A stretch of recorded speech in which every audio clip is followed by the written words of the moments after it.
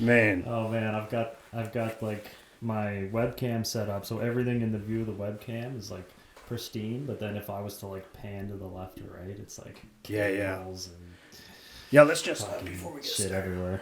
we'll just move this. Yeah, Kind of keep it a couple inches from, like Joe Rogan says, a couple inches from in front of your face. Yeah.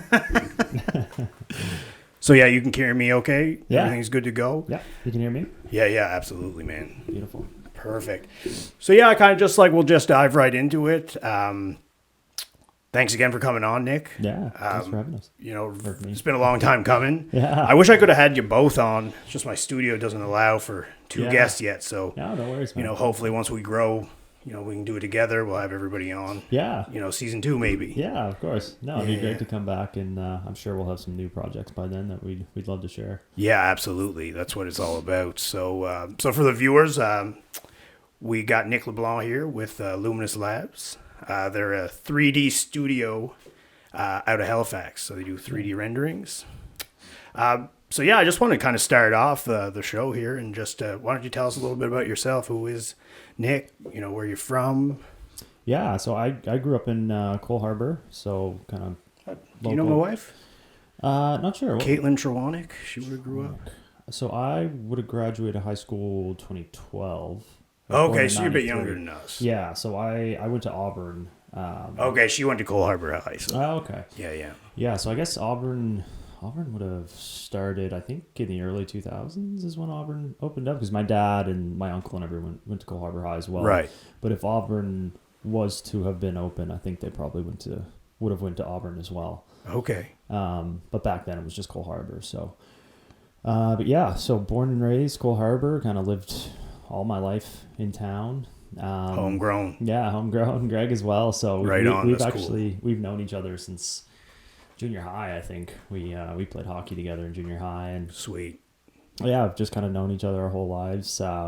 What'd you play? We played. So we were in Cole Harbour. Kind of did like Bantam Midget A. Yeah, me too, man. Yeah, Yeah, played the there was- whole thing. Yeah. There's a lot of good players in Cole Harbour, so like Oh, to get man. that double A, triple A was like you're going Yeah. up against the Nate McKinnons and the Wow. the good guys. So Yeah, man. Like, we weren't a big, like, I come from Yarmouth County. yeah, And, like, Paris-en-Bas is, like, the French CSAP school there. And, like, man, we had 300 kids in our whole, from 9 to 12. So, like, we Yeah. could scramble a good hockey team together, but that was, like, it. yeah, And, like, that was very much us. Like, we're playing puck, like, probably up to 4 times a week, probably. We're Yeah. playing high school. We're playing rep. Bunch of us made, like, Bantam AAA. nice. And this is digging back in the old nostalgia bank. We all made AAA. We're all going to, and we made a rule, or a pact. We're like, hey, we're a little cocky when we're younger. We're like, we know we can beat a bunch of these kids out of this AAA tryout. Yeah, But if we do make it to AAA, let's just say we want to play A, because they wouldn't let you play high school hockey if you're doing AAA major. Oh, Or okay. sorry, it was minor, yeah, because you're just traveling too much. yeah, And it takes away from the other kids or whatever it was. So Yeah. yeah, I very much know that life. So it's like super cool that you guys Yeah. kind of come up from that. yeah. It's just I kind of left a lot of that back home, and a lot of the guys that I grew up playing hockey with are still there. So Yeah. it's just And I growing mean, up. We so I think Greg played high school hockey for Auburn. I kind of actually tapered off towards high school, and just kind of, I don't know, put it in the back burner for a little while, and then Had some other interest. yeah, just kind of dug into. I actually went to school for marketing for a little bit. So after Auburn, Nice. I went into marketing, and Greg went into the CPA program. So he was actually going to be an accountant or going Wow, into what accounting. a monumental shift. Yeah, so he ended up doing some work for his dad's company, which is a construction company. They do a lot of construction management and stuff. Okay. And Who are they? So the Dora Construction. Okay, Yeah. yeah. My buddy, his cousin works for Dora. Okay. Yeah. Yeah, I think they used to be Summer Led, and then they switched to Dora Construction. But yeah, they do a ton of stuff. So he was in on a board meeting, and they had some renders come up that they were looking for funding for, and they had these like preliminary drawings come up, and I guess it was just like terrible images. Like it looked like a 2-year-old, painted this building, and they were using this image to ask for like $1 million or $2 million in funding. So he was just like, man, like we got to come up with something better than this. Right. And so he started diving into the 3D software a bit before COVID. So we started kind of working together during COVID. I guess right before COVID started is kind of. Well, I seen the first post you guys put in was on 2020. Yeah. I think in October 2022. Yeah. 2020. Yeah. Yeah, so that would have been around when we first connected, and he knew. So my dad's an architect. He used to own. They were called Acoustics at the time. They're now called Fathom. Nice. So he still does some work with them, but I was always kind of interested in the architecture route. So I did my first couple years at NSCC for marketing. I switched that to Dal and kind of finished off the marketing, and then I was thinking maybe I'll go into architecture, but it was it was going to be another 5 to 6 years. I was already kind of in the hole, student debt for a good amount of money. And once you get down there a little ways, you just want out. Yeah, it was just, it's a terrible thing. It's the time and the money kind of like looking into it. It was just like, man, I just want to get some of this debt off my back. So, well, oftentimes I wonder sometimes if like there wasn't that pressure of that financial pressure for students, like how much further would they go? And like how much better could you be if you just didn't have, like you made a decision to pivot a little bit there because of the load. I was there too, don't get me wrong. I get it. But it's stressful. It's stressful. Coming out of high school, it's like, it's a lot of pressure and it's a lot of money that you're handed through banks and stuff. Yeah, and they're just like, here you go. And then, I even find like 2 years in, you're kind of like, okay, well, I got a little bit more understanding of, what I like and what I don't like, but you're still, 2 years in, you're maybe $30,000, $40,000. So like even to pivot from 2 years in is like a big jump. So once I finished and I was thinking about it, I was just, I was kind of mulling it over and just kind of weighing the options. And I had always done some like preliminary 3D work at my dad's office. So he knew I was interested in the space. So we kind of worked together on, like Lumion is a very basic 3D software that architects use. Okay. So that was kind of the software Greg and I both connected on because he knew that I was working in it through my dad's company. And I knew that he had kind of been diving into the stuff because he reached out and was like, hey, can you give me a hand, figuring out how to do something in the software? And I was like, oh, I didn't realize you were kind of using the software. So once we kind of pulled together, once we kind of connected after that and just, kind of bounced ideas off each other. And then we had an opportunity for a job, or I had an opportunity for a job come up towards the beginning of COVID.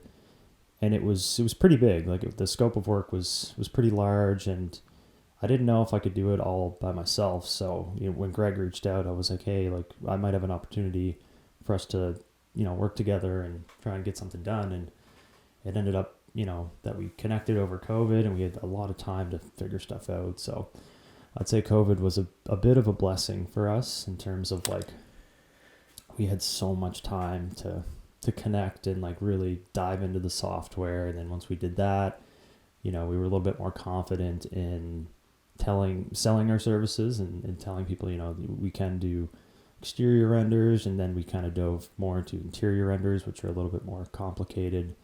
But we just had so much time during COVID to just like, hey man, play around. Silver linings, right? Yeah.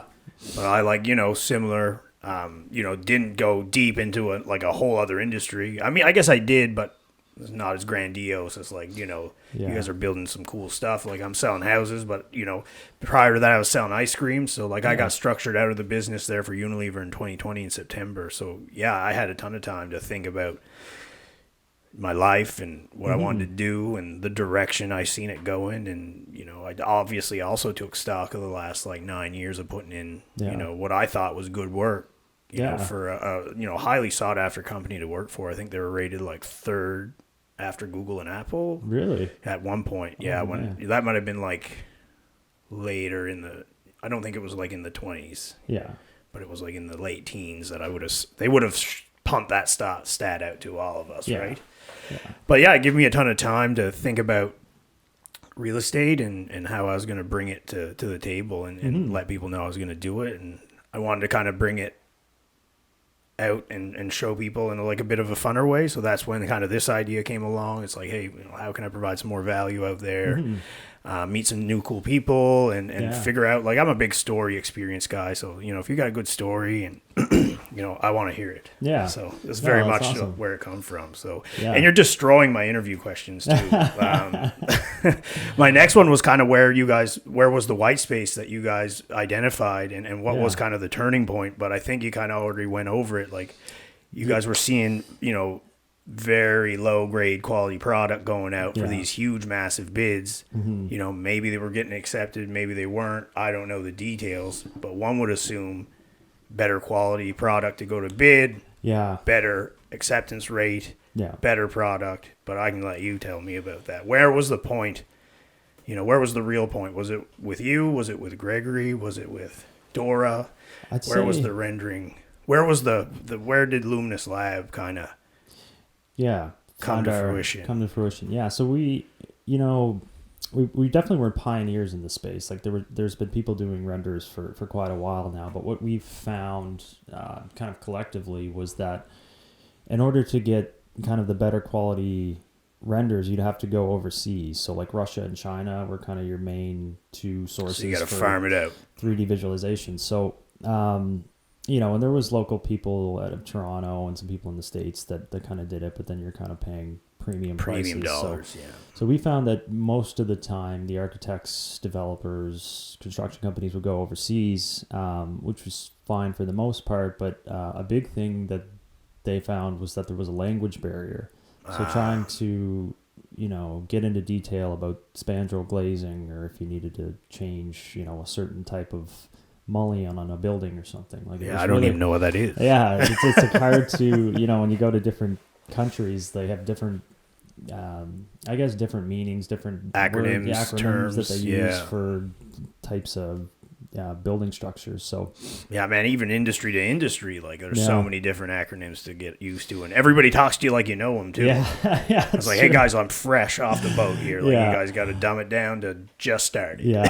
That's one thing we found too. It was like, you definitely get kind of thrown into the fire. I think that's just comes with the, you need like an index. When we first started, it was just like, change the mullion spandrel glazing, right? And then we were just like, all right, that sounds like stuff out of NASA.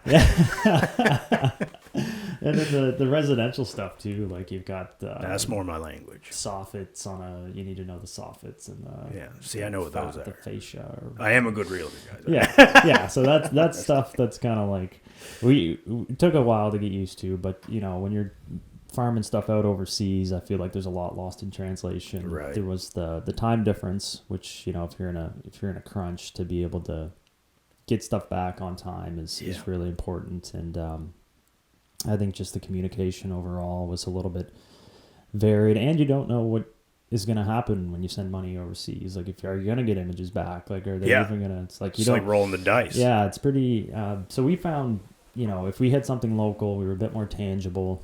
It was a lot easier to connect with people, knowing that we were kind of in the area.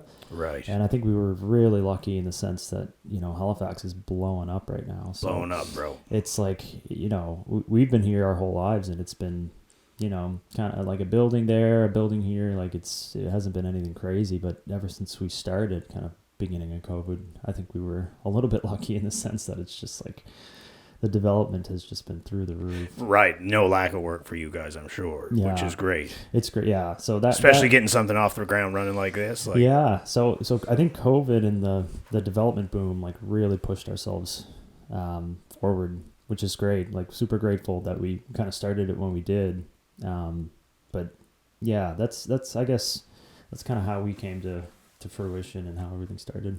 Well, that's great, man. And, you know, it's very much like, and it really ties well into the whole theme of the show. I mean, the Halifax Network is very much about promoting local business and, you know, making people realize that, you know, we have people here that can do what we need to get done in Canada, in Nova Scotia, in Halifax. Like, Maritimes. We don't need China. Well, yeah, we do for some stuff, and I Yeah. don't want to take it the wrong way, but like we can take stuff and bring it in house. Everybody's like, oh, it's going to be so expensive, but it's Yeah. like you just showed that you can make it a more affordable product for people Mm-hmm. by having it in house. So why can't that be adopted across other industries? Yeah. And I'd say there's a bit more risk going overseas anyway. So like you take the low cost that you're paying, but you might, like I said, you might not get anything back. So right.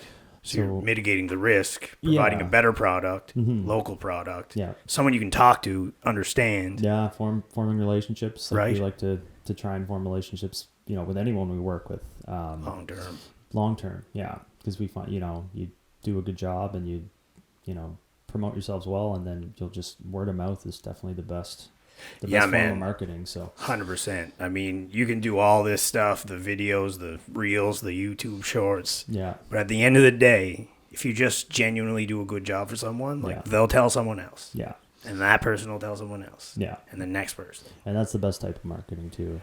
If you do a good job and someone's raving you up and talking about you, that's Yeah. gonna do way better than any Google ad or. Well, that's it. And I referenced that guy in the picture right there. It's my grandfather. And he told me, like, growing up as a kid, he's like, he's not around anymore. But Yeah, he's like, Chris, he's like, listen, he's like, there's only one thing in life. If it's worth doing, it's worth doing right. That's Yeah. it. oh yeah, So that's what I do. And, like, anybody that, lives by that, I think can be successful. And so just treat people good and just do a good job. yeah, What else is there to do? yeah, Seriously, though. 100%, man. Yeah. But man, so like, what's some of the latest, greatest stuff? Like you guys talked about, you started very much more exterior. You guys moved in more interior stuff. I see you guys doing some cool stuff with like 3D staging and moving some even people. And man, I seen this crazy. I don't know if it was you guys that did it, but you posted the forest rendering, Oh yeah, yeah. and that was like.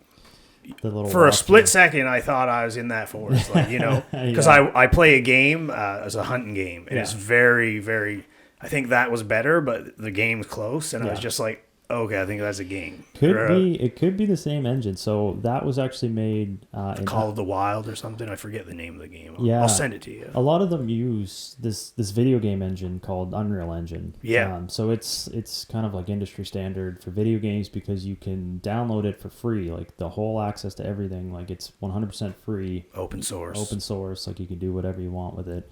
I think they only start charging like if you were to build a game on it and then start selling the game. That's when they want take to a fee. 30% or Right. something like that, which isn't that bad when you think about it. Like you can get pretty far, and for what we do, like it's not really, we're not selling a game or anything like that. So Right.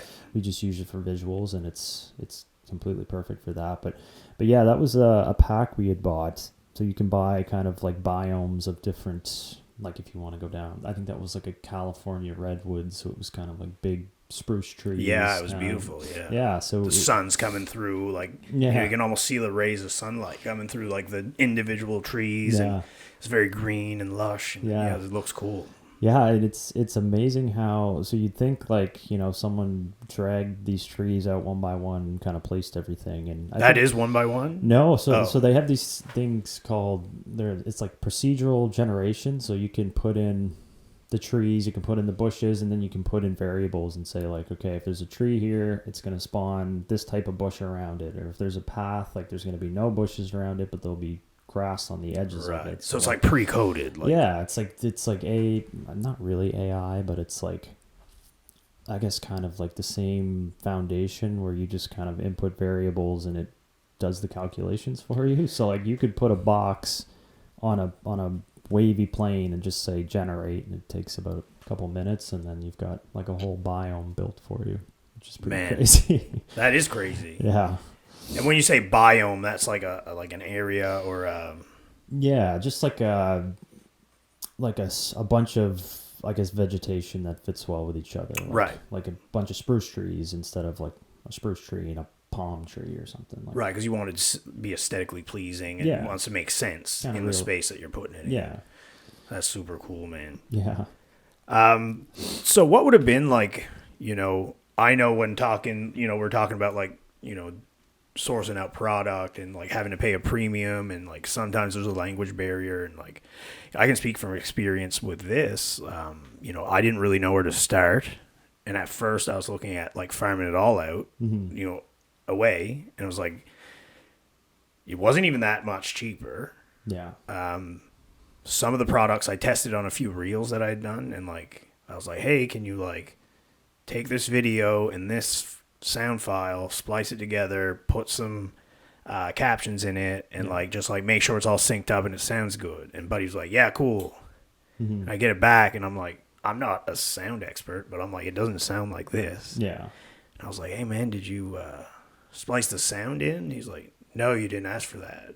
Oh God. But like in very much like a broken like reply back, it's like very evident that like there's a language barrier. So I just like, oh, okay, so we can't use Fiverr. We gotta go somewhere else. And that's when I ran into my boy Noah at Noah James Media, and he's just a young guy starting out. And I was like, hey man, I got this project. You want to give it a try? And he was interested, and we've been kind of working together since. So it's been really cool. No, it's great to find someone local. I think that's kind of why we've resonated with a lot of companies is the same type of problem, right? Like you go on Fiverr, and we've done it before too for odd jobs and stuff, and you get on there and, someone's got a profile and it looks good and you're like, okay, let's do it. And then you get back and it's not that it's bad work, but there's just, there's a lot of things lost in translation. And then once you pay, it's kind of like, do I get any revisions or like, am I allowed to ask for revisions? Right. Like it's, some of the directions are kind of vague. It's like, it's tier 1 is this, but if you need that, it's $20 more or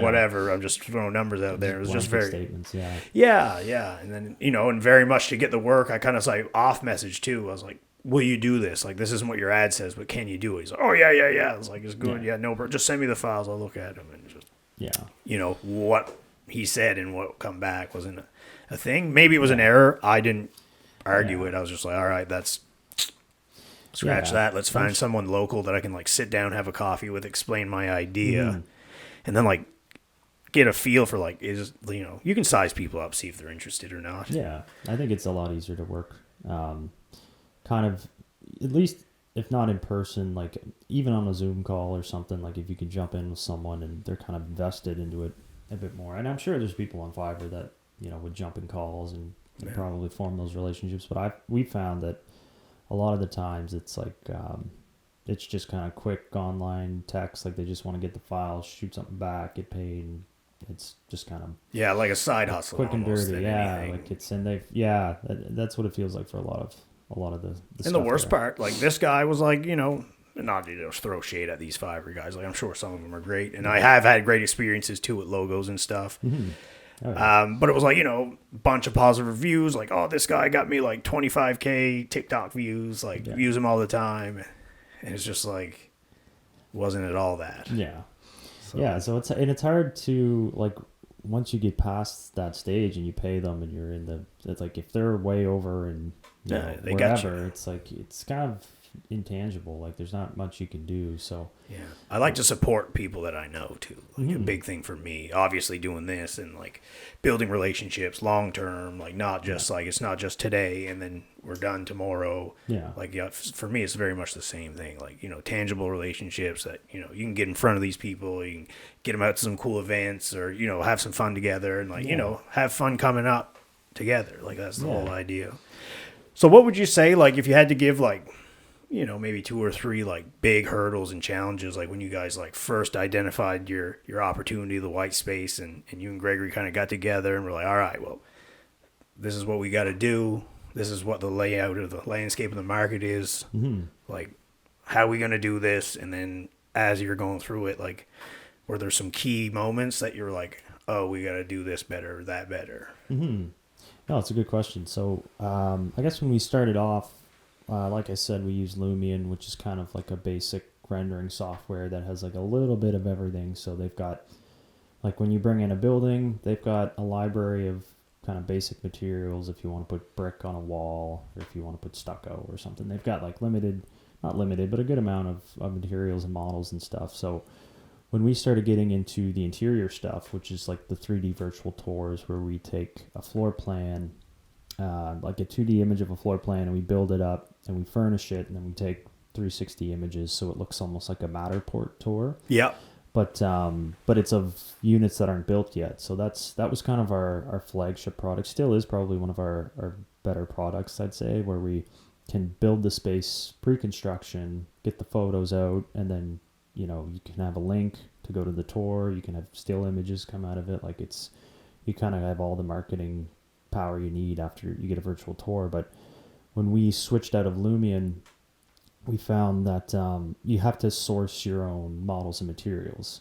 Right. So like a lot of these companies will have interior designers that have certain types of hardwood or veneer wood, whatever, certain models that they want to use for furniture. So a big hurdle was developing our model library, which is something that there's tons of websites online. Like I can think of 4 or 5 huge material websites off the top of my head, and then there's a couple huge model ones that actually sell like IKEA furniture and Structube and stuff like that. So okay, you can get familiar. real furniture in 3D form on these websites. So a lot of our time in the beginning was spent developing the model library. So you had to develop your catalog. Yeah, so we had to, pick and choose, and they usually come in packs of, like 50 couch, like a sofa back or a hardwood floor pack. So a lot of the time in the beginning was spent organizing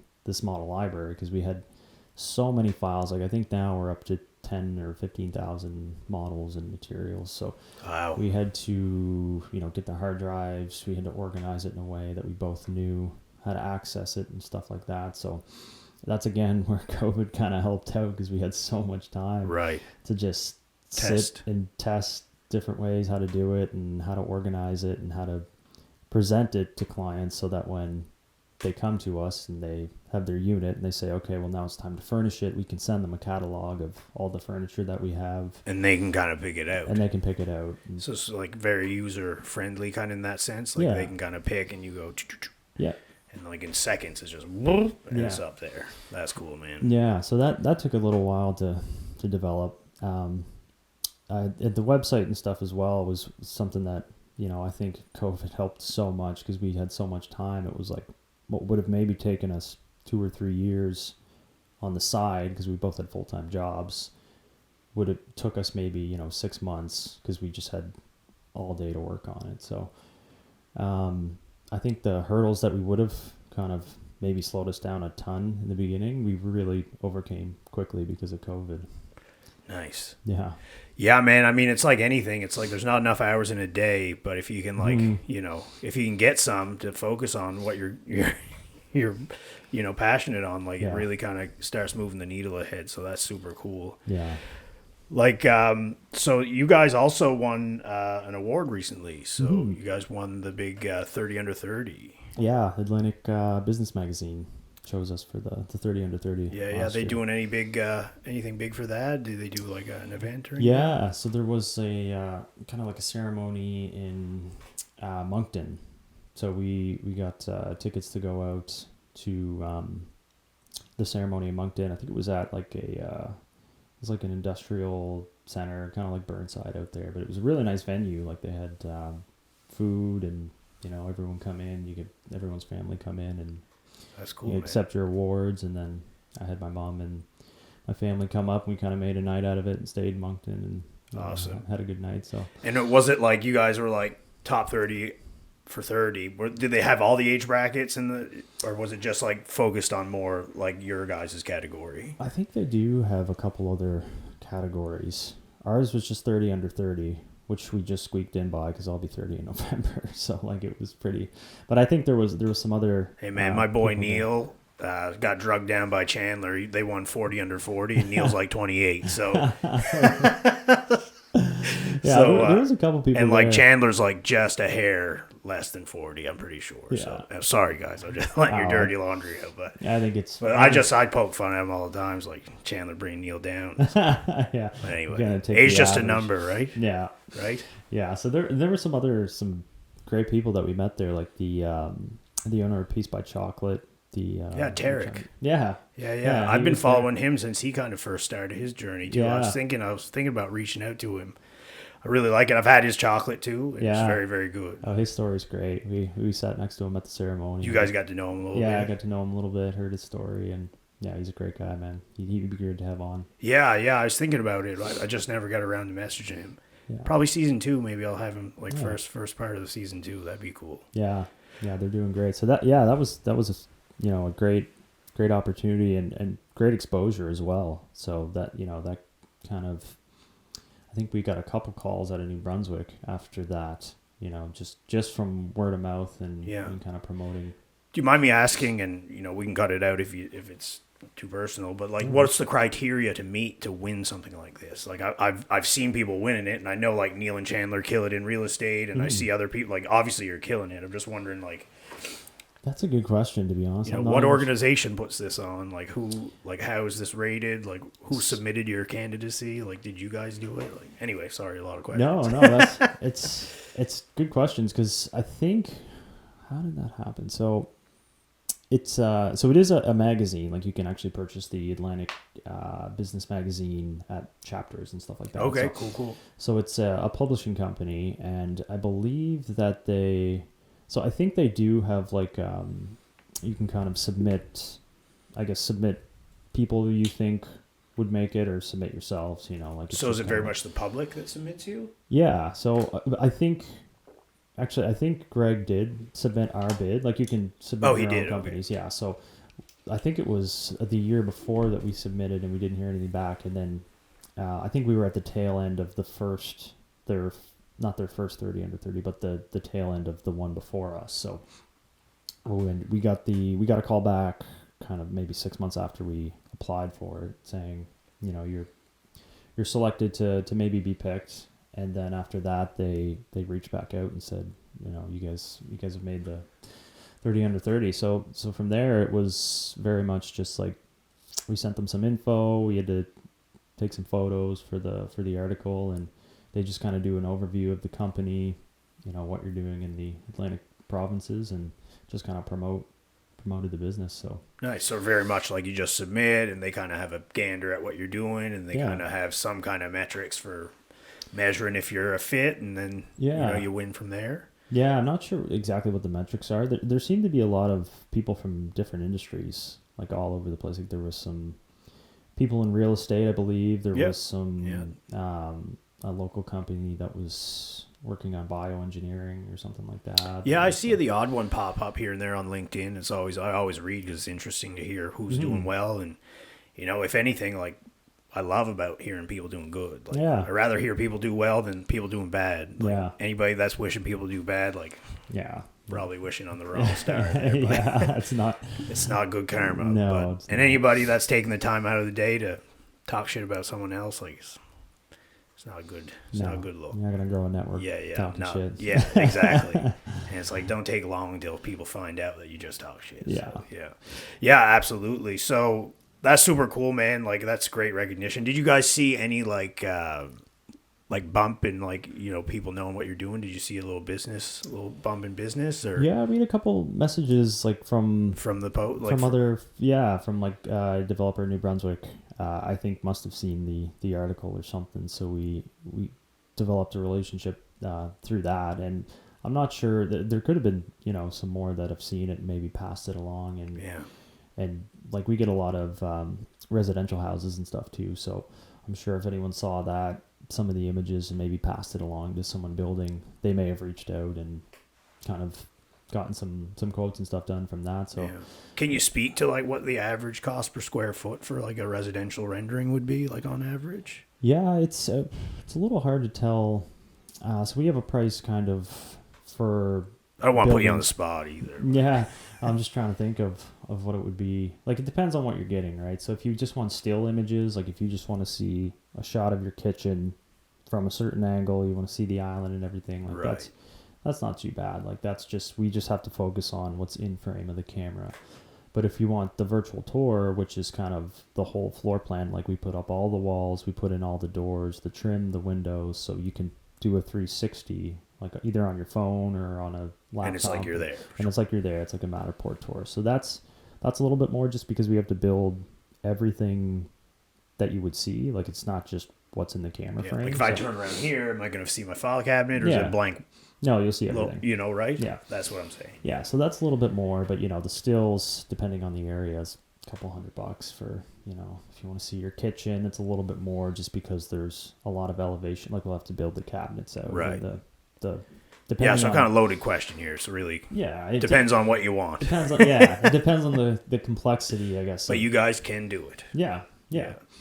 I mean, some kitchens are a lot easier than others, right? Like if you got just a kind of baseline residential home, normal cabinets and stuff, it's not too bad. But if you get like a super pristine house with like crown molding and all this intricate woodwork and detail, obviously that's going to cost a little bit more. But right, and like terms of like, sorry, go ahead. I didn't mean. No worries. It's just saying like that's still something we can do. It's just going to cost a little bit more. And like, say you're doing like, I've seen some like. I follow your guys' page, and you guys do a great job with your marketing content. You guys really picked up with that too. Yeah, and like some of these big buildings, like, are you guys able to like make these? Like, what's a turnaround time if you have to like render a building to like have somebody present it to bid, and they want to see the building and the inside and maybe a few floors or whatever? Like, no, it's a good question. So those ones actually usually come with what's called a Revit model. So when architects draw up a building, they actually have a 3D model. Oh, so they still have the physical model too? Yeah. Oh, so perfect. They'll have the software actually, so you can develop the floor plans like from a 2D view and see where the walls and everything are. But that actually generates a 3D model as well. Oh, that's cool. It's not textured and it's not really optimized to just take photos out of it. Like you can't just go into Revit. I think you can get stills out of it, but it's not going to be anything special. Right. You're not going to be jumping up and down over the quality. Yeah, it's not something you want to slap on a billboard and say, here's our building. Like it's kind of just there rudimentary. But once we have that, that has a lot of the information that we need. So that'll have the basic structure, where all the windows are, kind of the furniture layout. So you can kind of pull that. Yeah. So once we have a Revit model, then we take that model and we start applying like better textures onto it. Like we'll drop a sun in, we can like build the sidewalks in the surrounding areas, put trees and stuff like that. So you guys can even put people, right? Mm-hmm. Yeah, there's a lot of companies. There's a company out of Spain actually that we deal with that has almost a setup like this, but they've got like this volume and it's got cameras all around it, like a camera, like 360 cameras all the way around. So they get people to just do different motions and stuff like that. In the little suits with no, they don't even need the suits. So the cameras, like there's maybe like 400 cameras taking videos. Oh, and then they put this onto a 3D mesh, which generates a mesh, and then the camera's photos make the textures of the person. So it's like a real person moving around, but it's 3D. It's really weird. I can send you some videos of the company. Please. It's really cool. Yeah, that'd be great. The video processing power, I know we spoke briefly and like we connected during COVID for a brief call because we had tons of time. Yeah. And I think I was kind of playing around the buy and sell game a little bit. I was into shoes and like, just a ton of time learning real estate, studying for my license. Yeah. We're talking about video cards and stuff. Yeah. What would the video processing power be to compile something like that? Would you need one of the biggest one? You don't. The 3080 or so you don't need one, but definitely helps. Like I've got two 3090s in my computer. Right. I've got two 3090s. So and they're all liquid cooled down, like they're behemoths. Yeah. That's a big computer, man. Yeah, we got both of them are pretty big rigs. Like they're, geez, I don't even know how I'm embarrassed. Maybe it's but the size of that desk and right, a little size bit thicker, matters. But it's like, but for this stuff, I mean, like that's one of our only expenses, right? Is like hardware. So, and it dramatically improves what we can work on. So like and that's I guess one of the advantages of us is like that we don't have a whole lot of overhead besides the computers and stuff. But if we buy a 3090, then I take a render down from 10 minutes to 2 minutes, then my computer's way up. Yeah, so I can, I have that extra 8 minutes to work on something else.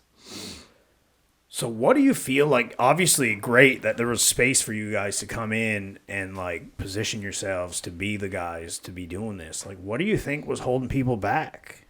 Why do you think it just was the way it was and people were accepting crappy renderings for $1 million multi-million-dollar bids on developments, Mm-hmm. and then you guys come in here and just like clean house with like top quality, top shelf product, getting it out quicker.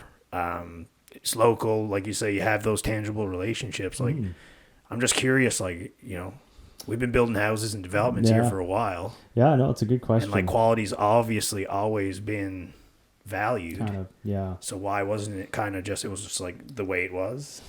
I think because it's almost like it's like a profession in itself, but you can't really go to school for it. Like there's not a whole lot of courses that teach. I mean, you can go to school for 3D animation and stuff, but that's more for like movies and VFX, which still you'll learn some things that kind of tie in. So it kind of just got missed, like in the circles, the spheres, like it just got, it's in that space that no circle touched. Yeah. And for a bit. I mean, architects will do renders, but they're not paid to do renders. Right. So if they build a building, they can throw it into 3D software and, develop a render, but they're not really paid to focus on that. And when a client starts asking for more changes and all this other stuff on materials, like it just kind of eats into their budget of time spent on something that they're not even really 100% capable of doing. I'm sure some firms probably spend a lot more time on it than others, but generally, I don't think in architecture school you focus too much on rendering software. Like it's more of the technical stuff. So it's kind of a mix between architecture and VFX, and where there's not a lot of classes based on rendering. Like we learn most of our stuff on YouTube and like tutorials online and different kind of it's the way of the friggin' world. Online learning. So it's kind of like this weird void of stuff that you have to learn kind of on your own. So like none of this was like, I say I have background photography, but I learned that on my own. Mm-hmm. Same thing, YouTube. Yeah. I got a buddy out in Toronto, kind of mentors me in the background a little bit. Like, he'll kind of tell me when stuff sucks and I need to fix it, which is fine by me because, hey, just tell me what's wrong. I'll do it right. Yeah. Just give, point and shoot. That's it. Yeah. And it's free too. So, I mean, like there's a lot of free education out there that you can really benefit from. So just gotta do it. Yeah. It's a bit like sometimes you got to sift through crap that doesn't really apply, and there's all kinds of crap.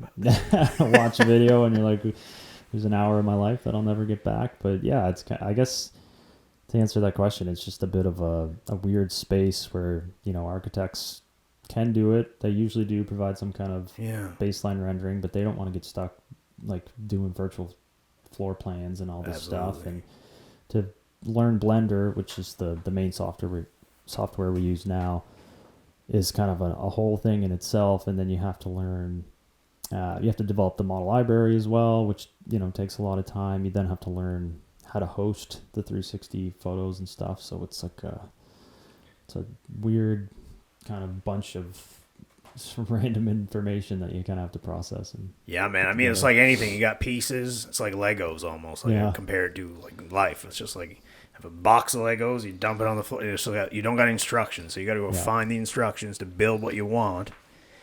Yeah. Anyway, it's definitely tedious. Yeah. And I mean, it's like if it's 3D rendering or it's content creation or it's selling real estate or selling whatever, it's just there's always a ton to get through before you got that. Mm-hmm. You're over the hump and you're going, I find. But speaking of like wastes of time, and I don't like, obviously I value my time in school and the relationships and the experiences, but like I heard you kind of brush over that you were in school and you kind of were looking at getting that. Did you finish?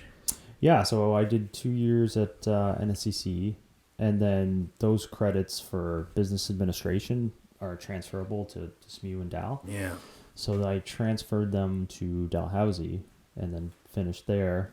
And then I was actually in the process of signing up for architecture school and had applied and everything. And then this happened, and I was like, okay, well, maybe I'll wait a little bit and kind of see what happens. It was COVID too, so just a little uncertainty all around. Yeah, you're like, hey, maybe we'll just see how this shakes out. Yeah, take a year or two and just kind of see what happens. And I'm very grateful we did. Yeah, here we are. Yeah. Man, that's awesome. Yeah.